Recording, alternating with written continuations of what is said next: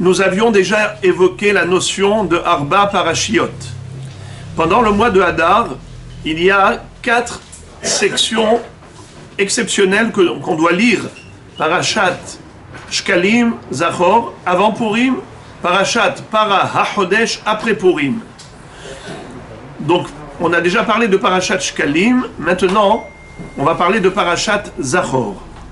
Parashat Zachor, selon le Rov des Rishonim, c'est un Chiyuv Minatora. C'est donc la seule paracha qu'on doit lire dans le Sefer Torah, qui est une obligation toraïque. Alors que, généralement, lorsqu'on lit la paracha toutes les semaines, le Shabbat, ça c'est une takana de Hachamim, une takana de Moshe Rabbeinu. Le lundi, jeudi, on lit la Torah, c'est une takana de Ezra Sofer. Mais lire Parashat Zachor, c'est une obligation de la Torah. Zachor et Asher Asa Lecha Amalek. Souviens-toi de ce que t'as fait Amalek. Et pourquoi est-ce que on ne peut pas se suffire de se souvenir oralement, verbalement? Pourquoi est-ce qu'il faut lire dans le Sefer Torah? La Gemara le déduit de Ktov Zot Zikaron Basefer. C'est écrit Zachor et Asher Asa Lecha Amalek. Souviens-toi, mais comment tu vas te souvenir? Dans Basefer, Ketov Zot Zikaron Basefer, il a été dit à propos de la Milchama contre Amalek. Et de ce fait, puisque c'est une obligation toraïque, il faut faire attention, pour pouvoir s'acquitter, de prendre le meilleur Sefer Torah que l'on a dans la communauté, dans la choule, pour être sûr qu'on va s'acquitter de son devoir.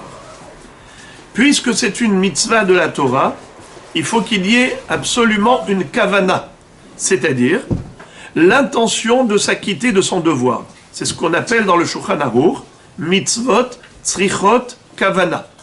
Pour une mitzvah de la Torah, la kavana est indispensable. Alors, le lecteur doit avoir la kavana d'acquitter les auditeurs, et les auditeurs ont la kavana de s'acquitter par le lecteur. Et bien que eux n'ont pas lu dans le Sefer Torah, mais étant donné que le lecteur lit dans un Sefer Torah, et on a une règle qui est Shomeya Keroné. Shomeya Keroné, ça veut dire l'auditeur est considéré comme l'orateur. Eh bien, c'est ce qui fait qu'en effet, on est quitte par audition. Également, il faut faire attention à ce que le lecteur soit un adulte et pas un enfant. D'ailleurs, même s'il est déjà bar mitzvah, mais s'il n'a pas de barbe, nous avons 2 critères pour dire qu'un enfant est majeur. Premièrement, l'âge, 13 ans et 1 jour. Deuxièmement, les signes de puberté, qui est au minimum 2 poils autour de l'appareil génital. C'est ce qu'on appelle shte se'arot. Et donc, en général, on a une chazaka.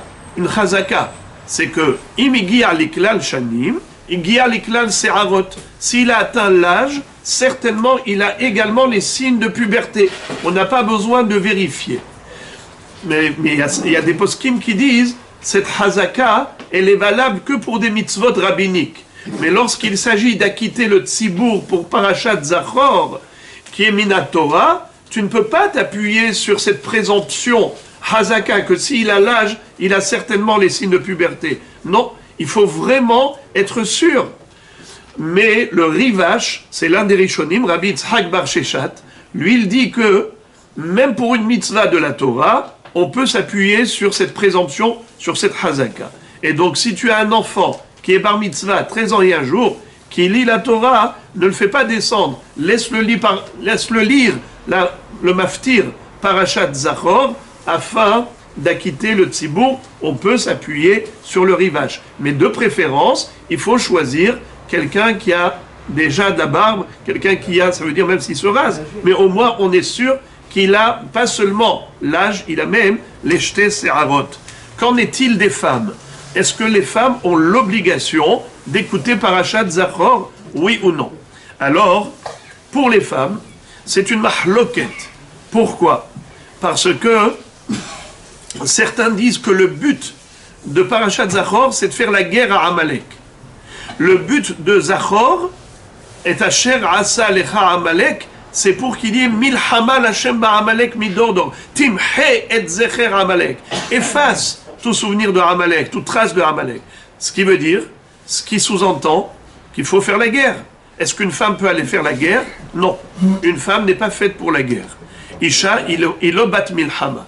Et donc, selon ces poskim, la femme n'a pas l'obligation d'écouter Parashat Zachor.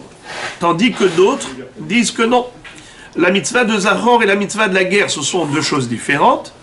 Et par conséquent, les femmes, elles ont l'obligation thoraïque d'écouter Zachor, puisque ce n'est pas une mitzvah tracée chez Azman Gerama. Ce n'est pas une obligation temporelle. Car cette mitzvah de Zachor, en réalité, elle peut être accomplie à n'importe quel moment de l'année. On aurait pu lire dans le Sefer Torah Parashat Zachor. Alors pourquoi est-ce qu'on lit juste avant Purim? Ça, c'est les Chachamim qui ont demandé de le faire avant Purim. L'ismor zechirata le asiyata.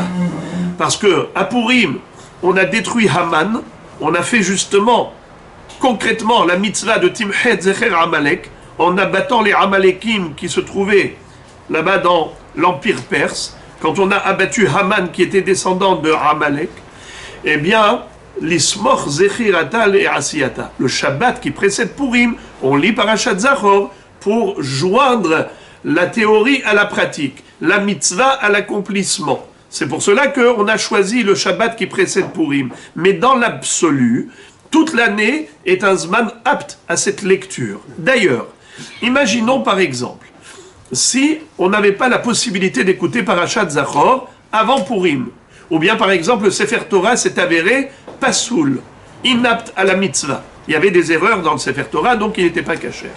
Il faut donc se rattraper. Comment ferait-on? Eh bien, lorsqu'on va arriver à Parashat Kitetse, là-bas dans le maftir de Parashat Kitetse, c'est là-bas où est écrit ce texte. Le passage de Zachor et Asher Asalecha Amalek, où est-ce qu'il figure dans la Torah? À la fin de Kitetse. Alors à ce moment-là, ceux qui n'ont pas entendu ou qui ne sont pas acquittés de Parashat Zachor, ils vont dire au Shaliach Tzibur, au Baal Koré, s'il te plaît, quand tu vas lire la fin de Parashat Kitetse, pense à m'acquitter de mon devoir de Zachor, parce que je ne suis pas encore quitte. Ce qui veut dire en d'autres termes que c'est une mitzvah intemporelle. Et puisqu'il n'y a pas de date fixe selon la Torah, donc elle s'applique même aux femmes. Cette mitzvah incombe même aux femmes. Alors le Yalkut Yosef nous dit, étant donné que c'est une mahloket, alors ce qu'il faut faire, de préférence, que les dames viennent écouter. Comme ça, elles s'acquittent d'après toutes les opinions. Celles qui ne peuvent pas, elles s'appuient sur ceux qui les dispensent. Mais, bien que on ne va pas faire sortir un Sefer Torah et en lisant les brachot spécialement pour les femmes, elles viennent écouter en même temps que les hommes, mais pas tout le monde, pas toutes les femmes sont disponibles le matin. On a le minhag de relire l'après-midi. Qu'est-ce qu'on fait après minha? Après minha, on fait sortir le Sefer Torah. On lit Parashat Zachor, mais sans brachot. Comme ça, on permet à toutes les dames qui n'ont pas pu venir le matin de venir l'après-midi et écouter Zachor, et ainsi de s'acquitter selon toutes les opinions. Voilà, on a un petit peu survolé le sujet de Parashat Zachor, qui est une mitzvah importante. Je terminerai en disant que Be'ezrat Hashem, on étudiera également par rapport à Para et à Chodesh. Il faut le savoir que le Shulchan Aruch a été posek, que pas seulement Parashat Zachor, c'est Minatora, même Parashat Para. Après Purim, la Parashat de Hukat qu'on lit en tant que maftir, l'histoire de la vache rousse, la mitzvah de la vache rousse, eh bien lui il dit que même ça c'est Minatora, et les poskim cherchent à comprendre où est-ce que le Shulchan Aruch a trouvé dans la Torah une mitzvah de lire Parashat Para. Zachor, c'est écrit Mefourash. Zachor est Asher Asalecha Amalek, mais Parashat Para. Donc, Be'ezrat Hashem, on aura l'occasion d'en parler.